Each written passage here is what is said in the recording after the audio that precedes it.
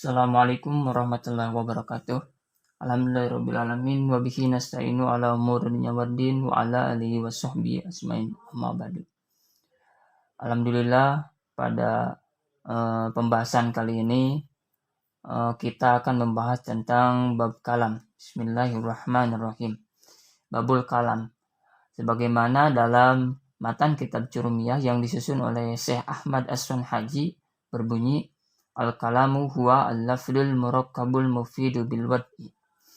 Bisa diartikan kalam adalah lafaz yang tersusun dari dua kalimat serta memberikan arti dan disengaja atau dengan bahasa Arab.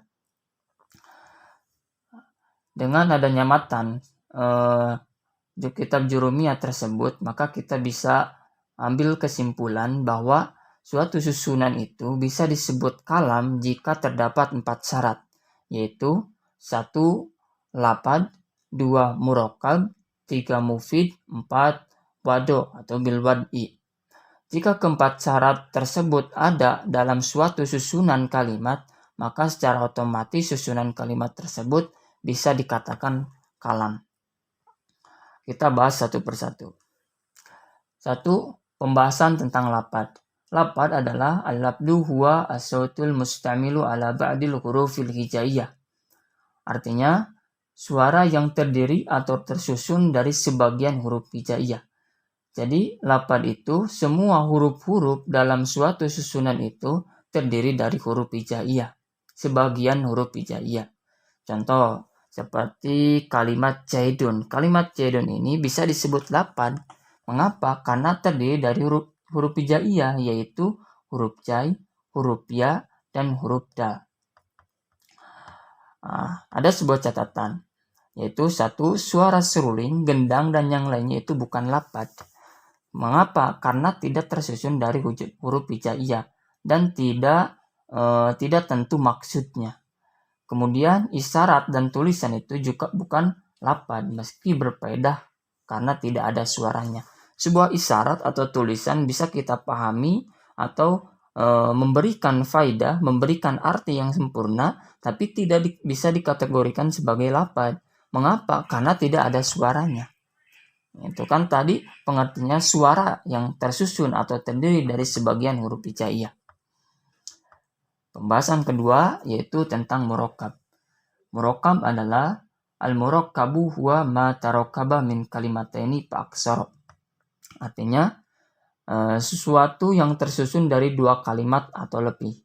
Jadi bisa dikatakan suatu susunan bisa dikatakan kalam jika susunan tersebut terdiri dari dua kalimat, paling minimal 2 kalimat. Itu sebagaimana syarat yang kedua yaitu murakkab. Susunan tersebut baik tersusun dari fi'il, fa'il ataupun mubtada dan khobar. Itu. Contoh yang terdiri dari fi'il, fa'il, koma jaidun. Kalimat pertama koma, kalimat kedua jaidun.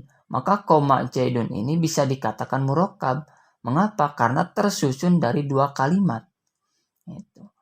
Atau tersusun dari susunan mubtada khobar. Contoh jaidun koimun. Jaidun 1 kalimat, koimun 1 kalimat. Maka jaidun koimun ini dikatakan murakkab. Mengapa? Karena tersusun dari 2 kalimat. Catatan, jika hanya terdiri dari 1 kalimat, maka ini tidak bisa disebut murakkab. Dikarenakan tidak bisa disebut murakkab, maka kalimat tersebut otomatis bukan kalam. Contoh, hanya terdiri dari lafaz koma saja, maka ini bukan murakkab. Terdiri dari lafaz jaidun saja, maka ini bukan murakkab. Tapi jika disatukan menjadi 2 kalimat koma jaidun, maka ini murakkab. Pembahasan ketiga yaitu tentang mufid. Mufid adalah al-mufidu huwa ma'afada fa'idatan tamatan yahsunus sukutu minal mutakallimi wasami alaiha.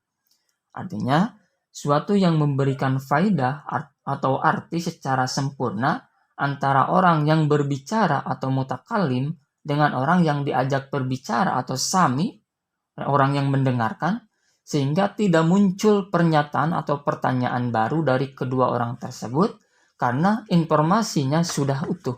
atau singkatnya suatu yang memberikan faidah.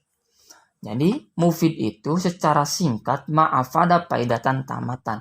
Jadi sesuatu yang memberikan faidah, memberikan arti secara sempurna. Bagaimana kita bisa melihat bahwa susunan ini bisa memberikan arti secara sempurna? Tandanya yaitu yasunus sukutu minal mutakallimi wasami alaiha. Antara mutakallim, orang yang berbicara, dan sami, antara orang yang diajak berbicara atau yang mendengarkan, tidak ada pertanyaan. Jadi tidak ada pertanyaan ketika kita mengucapkan suatu susunan kalimat. Dikarenakan ini tidak ada pertanyaan, maka susunan kalimat yang kita bicarakan tersebut otomatis memberikan faidah atau arti yang sangat sempurna. Contoh, koma jaidun artinya Zaid berdiri. Jaidun imun artinya sama, Zaid berdiri. Cuma berbeda susunannya. Kalau koma Jaidun yang pertama ini tersusun dari fi'il fa'il. Kalau Jaidun imun yang kedua ini tersusun dari mubtada dan khobar. Kedua, susunan ini memberikan faidah. Mengapa? Karena artinya sudah sangat sempurna, sehingga memberikan informasi ihbaru biqiyami Jaidin, memberikan informasi atau berita tentang berdirinya Zaid. Ada catatan. Walaupun lebih dari satu kata tapi tidak berfaedah, maka ini bukan mufid. Contoh, in qoma bakrun, jika bakar berdiri. Ini terdiri dari 3 kalimat. 1 kalimat harap, in, 2 kalimat fi'il, 3 kalimat isim. Terdiri dari 3 kalimat, tapi tidak bisa disebutkan mufid. Mengapa? Karena kalimat ini tidak memberikan faedah yang sempurna. Diawali dengan in itu artinya syartiyah, syarat, maka harus ada jawabnya. Sedangkan dalam susunan kalimat ini tidak ada jawabnya. In qoma bakrun, jika bakar berdiri. Jadi tidak bisa disebut susunan kalimat ini sebagai mufid. Dikarenakan in qoma bakrun tidak disebut sebagai mufid, maka in qoma bakrun itu bukan kalam. Pembahasan wado atau pembahasan yang terakhir dari bab kalam ini. Bil wadi ada beberapa pendapat tentang bil wadi. Pertama, bil wadi itu adalah al-maksud. Al-maksud itu maksudnya dengan disengaja. Maka suatu susunan bisa disebut kalam jika diucapkan dengan sengaja. Otomatis suatu susunan yang diucapkan secara tidak sengaja ketika seseorang tidak sadar, contoh ketika tidur, maka susunan atau kalimat tersebut tidak disebutkan wado. Gitu. Karena kan tidak disebutkan wado, maka susunan tersebut bukan kalam. Yang kedua adalah bil arabi. Bil arabi itu dengan bahasa Arab. Jadi suatu susunan tidak bisa disebutkan kalam jika diucapkan dengan selain bahasa Arab. Maka suatu susunan bisa disebutkan kalam jika diucapkan dengan bahasa Arab. Itulah pembahasan tentang bab kalam. Mudah-mudahan ada manfaatnya. Insya Allah pada video selanjutnya kita akan membahas tentang pengertian isim dan tanda-tandanya. Sekian, wallahu muwaffiq ila aqwamit thoriq. Wassalamualaikum warahmatullahi wabarakatuh.